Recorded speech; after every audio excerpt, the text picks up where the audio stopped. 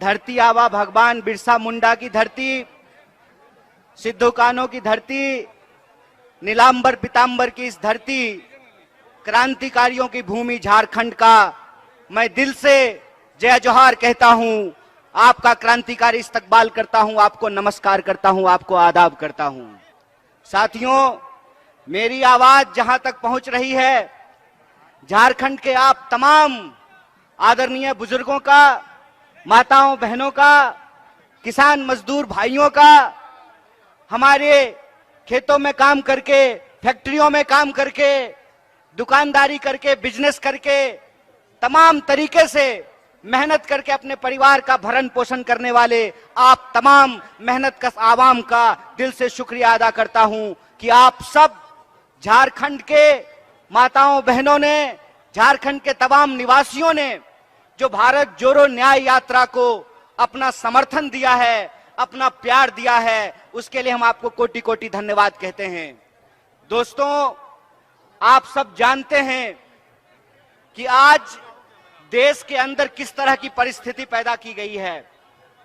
आप सब लोग समझदार लोग हैं, आपको समझाने की जरूरत नहीं है, लेकिन मैं आपके बीच कुछ चीजों को साझा करना चाहता हूं, आपको याद दिलाना चाहता हूं कि आज हम किन परिस्थितियों से गुजर रहे हैं। आप सब जानते हैं कि देश के अंदर किस तरीके का माहौल पैदा किया जा रहा है।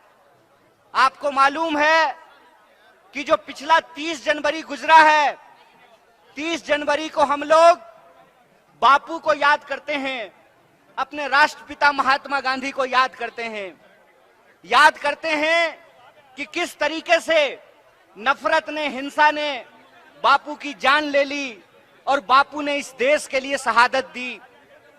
हम जानते हैं कि किस तरीके से गोडसे ने बापू को गोली मारी और जो बापू कहा करते थे, रघुपति राघव राजा राम, पतित पावन सीताराम, ईश्वर अल्लाह तेरो नाम, सबको सन्मति दे भगवान, उस बापू की हत्या करने की गई। और सिर्फ 30 जनवरी को बापू की हत्या नहीं की गई, मैं आपको याद दिलाना चाहता हूं कि पिछली 31 जनवरी को इस देश में लोकतंत्र की भी हत्या करने की कोशिश की गई। आप जानते हैं कि किस तरीके से चंडीगढ़ में मेयर का इलेक्शन हो रहा था और मेयर के चुनाव में भाजपा के पास संख्या नहीं थी, भाजपा के पास बहुमत नहीं था और आम आदमी पार्टी और कांग्रेस पार्टी के पास बहुमत होने के बावजूद, इंडिया अलायंस के पास बहुमत होने के बावजूद 8 वोट को इनवैलिड करके भाजपा का मेयर बनाया गया। जब चंडीगढ़ में यह साजिश रची जा रही थी, ठीक उसी वक्त झारखंड की इस महान भूमि पर एक भाजपाई साजिश रची जा रही थी। और वो भाजपाई साजिश क्या थी? भाजपाई साजिश ये थी कि इंडिया अलायंस का बहुमत होने के बावजूद हेमंत सोरेन झारखंड के मुख्यमंत्री थे और मुकदमे में फंसा करके एक सरकार को गिराने का प्रयास किया गया और एमएलए को खरीदने का प्रयास किया गया। और आप सबको हम बधाई देना चाहते हैं, झारखंड के आप तमाम माताओं बहनों का, कि ये आपका आशीर्वाद है कि इंडिया अलायंस रांची में कायम है। हमने उनके दांत खट्टे कर दिए हैं, हमने विश्वास मत हासिल कर लिया है और श्री चंपई सोरेन झारखंड के मुख्यमंत्री बने हुए हैं। इस बात की चर्चा मैं आपके सामने क्यों कर रहा हूं? इस बात की चर्चा हम आपके सामने इसलिए कर रहे हैं कि है झारखंड के माताओं बहनों, है झारखंड के नागरिकों, है झारखंड के निवासियों, आपको एक बात समझना पड़ेगा। आपको समझना पड़ेगा कि यह भाजपाई साजिश झारखंड के खिलाफ है, यह भाजपाई साजिश आदिवासियों के खिलाफ है, यह भाजपाई साजिश जमहूरियत और लोकतंत्र के खिलाफ है, यह भाजपाई साजिश इस देश में गरीबों के खिलाफ है, किसानों के खिलाफ है, महिलाओं के खिलाफ है, नौजवानों के खिलाफ है। यह बात हमको समझनी पड़ेगी। हमको समझना पड़ेगा कि आज हमारे साथ किस तरीके से एक एक करके हमारे हक और अधिकार छीने जा रहे हैं। हमको समझना पड़ेगा कि किस तरीके से लोकतंत्र का गला दबाया जा रहा है। हमको समझना पड़ेगा कि आज हमारे आप तमाम लोगों की लड़ाई क्या है, संघर्ष क्या है, इस बात को हमको समझना पड़ेगा। एक बात आप हमको सोच करके बताइए कि ये भाजपा के लोग जहां जाते हैं वहां जाकर के सरकार को, चुनी हुई सरकार को खरीदने और बेचने का काम करते हैं, विधायक को खरीदने की कोशिश करते हैं, मुख्यमंत्री को मिलाने का काम करते हैं। बिहार में इन्होंने, आपने देखा क्या किया। बिहार में नीतीश कुमार जी इंडिया अलायंस के पार्ट थे और नीतीश कुमार जी के ऊपर दबाव बनाया और नीतीश कुमार जी पलटी मार करके इंडिया से निकल करके एनडीए में जाकर के शामिल हो गए। वही कोशिश रांची में की गई, वही कोशिश झारखंड में की गई। कोशिश यह किया गया कि यहाँ के मुख्यमंत्री पर भी दबाव बना करके उनको इंडिया से निकाल करके एनडीए में शामिल करा लिया जाए। लेकिन मैं आप तमाम लोगों को बधाई देना चाहता हूं। मैं झारखंड की इस महान भूमि की महान जनता को बधाई देना चाहता हूं कि आपने भाजपा इस साजिश को नाकाम किया और उनको बता दिया कि हम बिकने वाले नहीं हैं, हम बेचने वाले नहीं हैं, हम इस देश को बचाने वाले लोग हैं। बोलिए, आप बेचने वाले हैं कि बचाने वाले हैं? आप बेचने वाले हैं कि बचाने वाले हैं? बचाने वाले। अगर आप बचाने वाले हैं तो मैं आप तमाम लोगों को एक बात कहना चाहता हूं कि ये कांग्रेस पार्टी का संकल्प है, ये कांग्रेस पार्टी का संकल्प है, ये राहुल गांधी का संकल्प है। ए भाजपा वालों, जितना दम है उतना दम लगा लो। हमने तुमको, तुम्हारे आकाओं को, अंग्रेजों को हराया था, हम तुमको भी हराएंगे। इस बात को याद रखना, इस बात को याद रखना कि इस देश के भीतर जब तक किसानों को न्याय नहीं मिलता है, इस देश के भीतर जब तक युवाओं को न्याय नहीं मिलता है, इस देश के भीतर जब तक महिलाओं को, आदिवासियों को, दलितों को, गरीबों को न्याय नहीं मिलता है, यह भारत जोड़ो न्याय यात्रा जारी रहेगी। और यह भारत जोड़ो न्याय यात्रा की ताकत है कि हम जहां जहां जा रहे हैं, जहां जहां होती है भारत जोड़ो न्याय यात्रा की आहट, वहां बढ़ने लगती है भाजपाई घबराहट। जहां जहां होती है भारत जोड़ो न्याय यात्रा की आहट, वहां वहां बढ़ने लगती है भाजपाई घबराहट। और ये घबरा करके हमारी चुनी हुई सरकार को गिराने का प्रयास करते हैं। ये कोशिश करते हैं कि आम आवाम को आपस में लड़ाया कैसे जाए। आप जानते हैं कि हमारा देश अंग्रेजों के पास 200 साल तक गुलाम रहा। और यह गुलामी क्यों रही? यह गुलामी इसलिए रही कि भारतवासियों को आपस में लड़ाया जाता था, हिंदू मुसलमान कराया जाता था, जातियों को आपस में लड़ाया जाता था। और यही भाजपाई साजिश है कि झारखंड के लोगों को भी आपस में लड़ाया जा रहा है। तो हम अपने आदिवासी भाइयों और बहनों को कहना चाहते हैं कि जल जंगल जमीन पे पहला अधिकार आदिवासी का, फिर बाकी भारतवासी का, ये हमारा संकल्प है। यह जो जल जंगल जमीन की लड़ाई है, जो कांग्रेस पार्टी ने इस देश में आदिवासियों को हक और अधिकार दिलाए हैं, चाहे कितनी भी कोशिश कर लीजिए, नरेंद्र मोदी जी, आप आदिवासियों का हक और अधिकार नहीं छीन सकते हैं। यह बात हम आपको कहना चाहते हैं। हम आपको कहना चाहते हैं कि झारखंड के लोगों की रगों में भगवान बिरसा मुंडा का खून बहता है, झारखंड के लोगों के रगों में सिद्धू कान्हू का खून बहता है, झलकारी बाई का खून बहता है, नीलांबर पीतांबर का खून बहता है। आप झारखंड के लोगों को उनके हक और अधिकार को छीन नहीं सकते हैं। इसीलिए हम आप तमाम लोगों से एक अपील करना चाहते हैं कि जिस तरीके से आज आदिवासी लोगों को लड़ाने का प्रयास किया जा रहा है, हमारी पार्टी झारखंड के भीतर इस मत के साथ है कि जो सरना लोग अधिकार मांग रहे हैं, अलग धार्मिक कोड का अधिकार मांग रहे हैं। भारतीय राष्ट्रीय कांग्रेस सरना कोड का पूरे दिल से समर्थन करती है, पूरे दिल से समर्थन करती है। और जो पेशा कानून हम लेकर के आए हैं, उस पेशा कानून को ये बदलने की कोशिश कर रहे हैं। जो पब्लिक सेक्टर कांग्रेस पार्टी ने बनाया, बोकारो में स्टील प्लांट खोला, धनबाद, बोकारो, टाटा, तमाम जगह पे जो पब्लिक सेक्टर बनाए गए, आज नरेंद्र मोदी जी उस पब्लिक सेक्टर को बेचने का काम कर रहे हैं। इसीलिए मैं अपने गरीब भाई बहनों से कहना चाहता हूं, ए भाइयों और बहनों, एक बात याद रखिएगा, बिन हवा न पत्ता हिलता है, बिन लड़े न कुछ भी मिलता है। इसलिए हमको अपने हक और अधिकार के लिए लड़ना पड़ेगा। बोलिए, आप अपने हक और अधिकार के लिए लड़ने के लिए तैयार हैं कि नहीं है? दोनों हाथ उठा करके बोलिए, तमाम लोग बोलिए कि आप अपने जल जंगल जमीन के लिए लड़ने के लिए तैयार हैं कि नहीं है? अगर आप अपने जल जंगल जमीन के अधिकार के लिए लड़ने के लिए तैयार हैं, तो हम नरेंद्र मोदी की साजिश को नाकाम करेंगे। देश को बांटने की जो साजिश है नरेंद्र मोदी की, उसको हम नाकाम करेंगे। हम आरएसएस और बीजेपी की साजिश को नाकाम करेंगे। यह देश 140 करोड़ लोगों का था, है और रहेगा। इस देश में सबका अधिकार बराबर रहेगा। डॉक्टर बाबा साहब भीमराव अंबेडकर ने एक संविधान लिखा है। उस संविधान की ताकत यह है कि इस देश में तमाम इंसान के अधिकारों को बराबर किया गया है। मैं आपसे कहना चाहता हूं कि हमारे और आपके बीच में क्या रिश्ता है? हमारे और आपके बीच में संविधान का रिश्ता है। और संविधान का रिश्ता क्या होता है?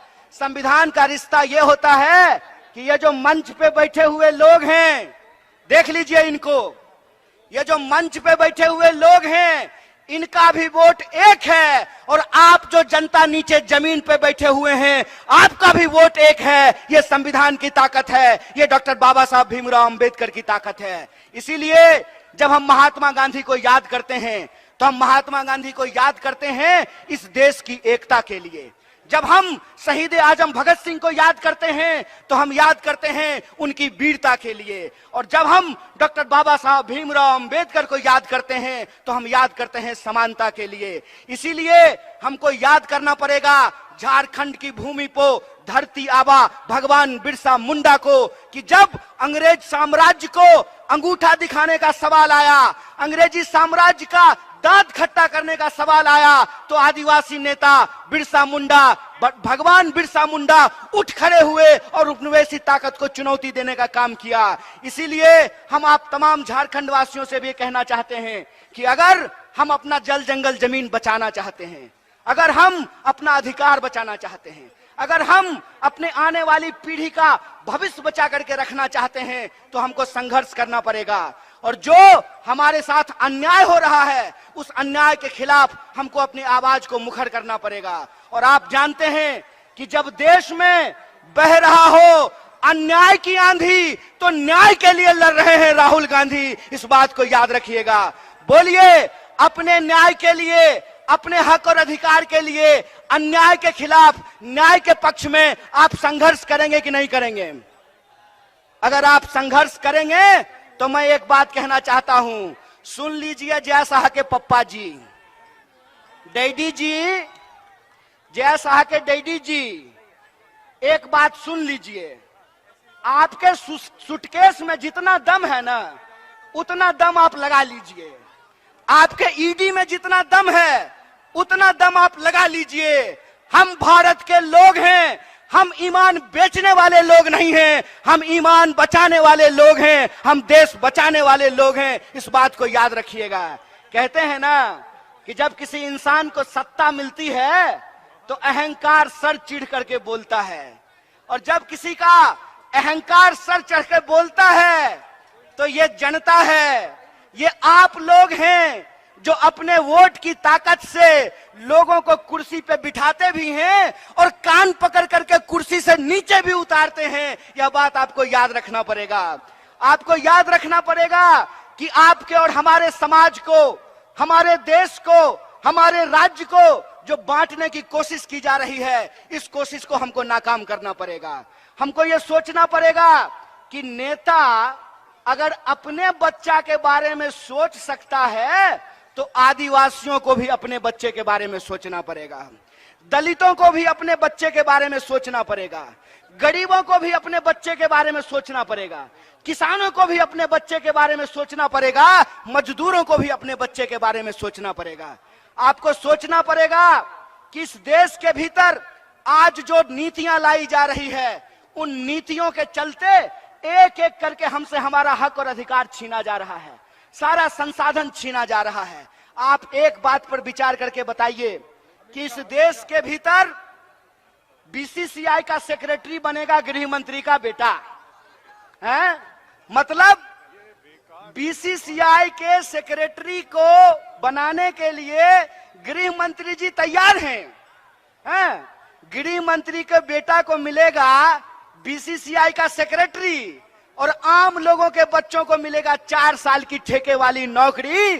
तो हम कहना चाहते हैं कि यह जो ठेके वाली नौकरी है, इसको बंद करना पड़ेगा। अगर इस देश में मंत्री बनेंगे 5 साल के लिए, प्रधानमंत्री बनेंगे 5 साल के लिए, तो मैं पूछना चाहता हूं कि गरीबों का बच्चा, आदिवासियों का बच्चा क्यों नौकरी करेगा 4 साल के लिए? आप जानते हैं कि इस देश में गरीबों के बच्चों के साथ अन्याय किया गया है। क्या अन्याय किया गया है कि एक अग्निपथ योजना लाई गई है और उस अग्निपथ योजना के चलते फौज में जो अस्थाई नौकरी होती थी, उस नौकरी को समाप्त कर दिया गया है। आप कोई भी डिपार्टमेंट उठा करके देख लीजिए, अस्थाई नौकरियों को समाप्त किया जा रहा है, ठेके पे नौकरी दी जा रही है। तो मैं आपसे ये पूछना चाहता हूं कि जब इस देश में प्रधानमंत्री 5 साल के लिए होगा, तो अग्निवीर में 4 साल के लिए नौकरी क्यों दी जा रही है? ये इस देश के नौजवानों के साथ अन्याय किया जा रहा है। इसीलिए मैं नौजवानों से अपील करना चाहता हूं, हे नौजवान, ये आपके हक और अधिकार की लड़ाई है। अगर आप अपने हक और अधिकार के लड़ाई के लड़ने के लिए तैयार हैं, तो आपको न्याय योद्धा बनना पड़ेगा। आपको भारत जोड़ो न्याय यात्रा में शामिल होना पड़ेगा, अपनी नौकरी के लिए, अपने आत्मसम्मान के लिए। इसीलिए हमारी पार्टी ने, कांग्रेस पार्टी ने एक कार्यक्रम शुरू किया है कि इस देश के जो जवान आर्मी में जाना चाहते हैं, आर्मी में सेवा करना चाहते हैं, देश की सेवा करना चाहते हैं, उन लोगों को आज उससे वंचित रखा जा रहा है। इसके खिलाफ हमने एक कार्यक्रम शुरू किया है जिसका नाम है जय जवान। हमारा यह मानना है कि जब होगा जय जवान, तभी बना रहेगा जय हिंदुस्तान, तभी होगा हिंदुस्तान महान। इसीलिए हम लोग एक बात कहते हैं कि भारत जोड़ो न्याय यात्रा में हम 5 तरह का न्याय चाहते हैं। हम न्याय चाहते हैं इस देश में नौजवानों का, युवाओं का। हम न्याय चाहते हैं इस देश में, इस देश के वो तमाम लोग, चाहे आदिवासी हो, दलित हो, ओबीसी हो, महिला हो, किसान हो, मजदूर हो, गरीब हो, हम उनका न्याय चाहते हैं। और इसी न्याय की मुहिम को लेकर के यह भारत जोड़ो न्याय यात्रा चल रही है। और तमाम राज्यों से गुजरते हुए हम झारखंड पहुंचे हैं। और जब हम झारखंड पहुंचने वाले थे, तो जय शाह के पप्पा ने पूरा कोशिश किया, खूब फोन लगाया, खूब जो है विधायक खरीदने की कोशिश की। लेकिन आप झारखंड की जनता महान है, आपके नेता महान हैं कि उनका दौलत रखा रह गया, उनका सूटकेस रखा रह गया, आपका सरकार बरकरार है, आपके मुख्यमंत्री बरकरार हैं। इसके लिए हम आपको बधाई देते हैं। इसीलिए आज जो गंभीर परिस्थिति है, इस परिस्थिति में हम आप तमाम लोगों से अपील करना चाहते हैं कि देश में कमर तोड़ महंगाई है, लगातार हर चीज महंगी होती जा रही है। जो तेल 80 रुपए किलो मिलता था, आज 200 रुपए किलो मिल रहा है। जो पेट्रोल 50 रुपये लीटर मिलता था, आज 100 रुपये लीटर मिल रहा है। जो एलपीजी का सिलेंडर 500 रुपए में मिलता था, आज 1200 रुपए में मिल रहा है। लगातार महंगाई बढ़ती जा रही है, लगातार बेरोजगारी बढ़ती जा रही है। आप जानते हैं कि देश में 45 साल में सबसे ज्यादा बेरोजगारी है आज की तारीख में। भारत दुनिया का सबसे नौजवान देश है, दुनिया का हर 5वां नौजवान भारतीय है। लेकिन हमारा दुर्भाग्य ये है कि आज देश में सबसे ज्यादा बेरोजगारी है। एक तरफ कमर तोड़ महंगाई है, दूसरी तरफ कमर तोड़ बेकारी है, और तीसरी तरफ आप आए दिन यह खबर सुनते होंगे कि महिलाओं के ऊपर अत्याचार हो रहा है। आप ये खबर सुनते होंगे कि आदिवासियों के ऊपर अत्याचार हो रहा हो, आप ये खबर सुनते होंगे कि दलितों के ऊपर अत्याचार हो रहा है। तो भारत के किसी ना किसी कोने में किसी ना किसी भारतीय के ऊपर अत्याचार हो रहा है। इस अत्याचार से हम मुक्ति चाहते हैं, इस अत्याचार से हम आजादी चाहते हैं। हम चाहते हैं कि संविधान ने जो हमको अधिकार दिलाया है उस अधिकारों को हम बचा करके रखें, उस अधिकार को हम सुरक्षित करके रखें। इसीलिए हम आप तमाम झारखंड के लोगों को ये कहना चाहते हैं कि ये लड़ाई देश बचाने की लड़ाई है, ये लड़ाई विचारधारा की लड़ाई है। इस विचारधारा की लड़ाई में एक तरफ वो लोग हैं जो इस देश को बेचने की साजिश कर रहे हैं। वो क्यों कर रहे हैं कि वो बड़े बड़े धन्ना सेठों से चंदा लेते हैं और चंदे के दम पर मीडिया को खरीदते हैं और जनता के सवालों को गुमराह करने का काम करते हैं।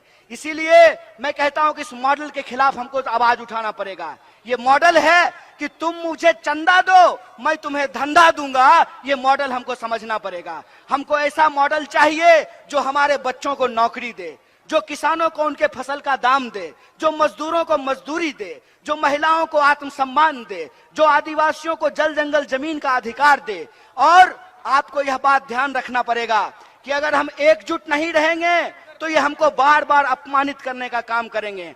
आपने देखा कि मोदी जी का समर्थक एक चापलूस पत्रकार किस तरीके से आदिवासियों को अपमानित करने का काम किया। हेमंत सोरेन के नाम पर, हेमंत सोरेन के बहाने किस तरीके से उन्होंने आदिवासी अस्मिता को अपमानित करने का काम किया। वो जो बेशरम पत्रकार था वो टीवी पे आकर के कहता है कि आदिवासियों को जंगल में रहना चाहिए। अरे हमारे पुरखे जंगल में रहते रहे हैं, हमको जंगल में रहने से परहेज नहीं है। लेकिन जितना यह देश तुम्हारा है उतना ही देश हमारा भी है। अगर तुम्हारे बच्चे अंग्रेजी स्कूल में पढ़ेंगे तो हमारे बच्चे भी अंग्रेजी स्कूल में पढ़ेंगे। आपने आदिवासियों को अपमानित करने का काम किया है। इसीलिए हम झारखंड के तमाम लोगों से कहते हैं कि हमारे आपके अधिकार की लड़ाई है। इस अधिकार की लड़ाई में 5 तरह के न्याय को सुरक्षित करके एक मुट्ठी की तरह हमको एकजुट रहना पड़ेगा। और अगर हम एकजुट रहेंगे तो हमको कोई हरा नहीं सकता है, कोई माई का ताकत लाल जो है हमारी ताकत हमसे छीन नहीं सकता है। इसीलिए मैं आपसे आखिरी अपील करना चाहता हूं कि आने वाले दिनों में आपको बांटने की कोशिश की जाएगी, आपको लड़ाने की कोशिश किया जाएगा, आपको धर्म के नाम पे भटकाने का कोशिश किया जाएगा। आपको एकजुट रहना है। बोलिए, आप एकजुट रहेंगे कि नहीं रहेंगे?